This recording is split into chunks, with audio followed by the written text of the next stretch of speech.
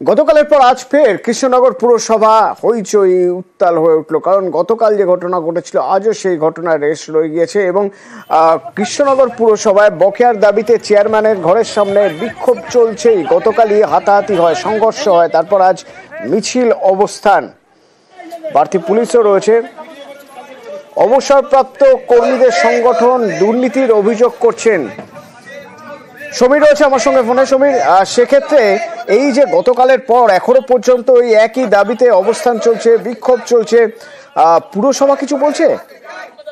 দেখো, আজকে পুরসভার কর্তৃপক্ষ অর্থাৎ চেয়ারম্যান বা অন্যান্য যারা আধিকারিক রয়েছে তারা কিন্তু জাননি। প্রথমত শনিবার এবং আজকে পুরসভার চেয়ারম্যান বা ভাইস চেয়ারম্যান কেউই ছিল না, তাদের অফিসে কিন্তু তালা দেওয়া ছিল।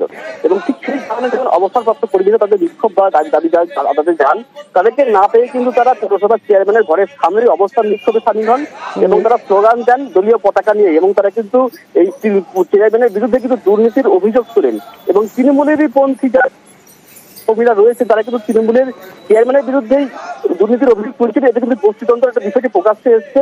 তবে কিন্তু চেয়ারম্যানের দাবি যে তিনি উন্নয়ন করছেন, সেই উন্নয়নে বাধা দিতে কিন্তু কিছু বিক্ষুব্ধ কাউন্সিলর যারা নিজেদের ব্যক্তিগত স্বার্থ সিদ্ধির জন্য তার উন্নয়নকে বাধা দেওয়ার চেষ্টা করছে এবং তাকে নির্মাণিত করার চেষ্টা করছে। অতনু, ধন্যবাদ।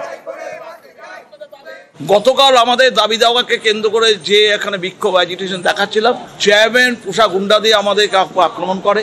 তার পরিপ্রেক্ষিতে আমাদের কর্মচারীরা আহত হয়, একজন চোখ প্রায় নষ্ট হবার উপায়। গতকাল রাতে চেয়ারম্যানের বিরুদ্ধে এফআইআর করেছি। পৌরসভাতে সিসিটিভি আছে, তার ফুটেজ খুলে যে সমস্ত দোষী ব্যক্তি তাদেরকে অবিলম্বে গ্রেপ্তার করতে হবে। আমাদের আন্দোলন আরো বৃহত্তর দিকে যাবে। আমরা প্রয়োজনে চেয়ারম্যানের ঘরও দখল করে নিতে পারি।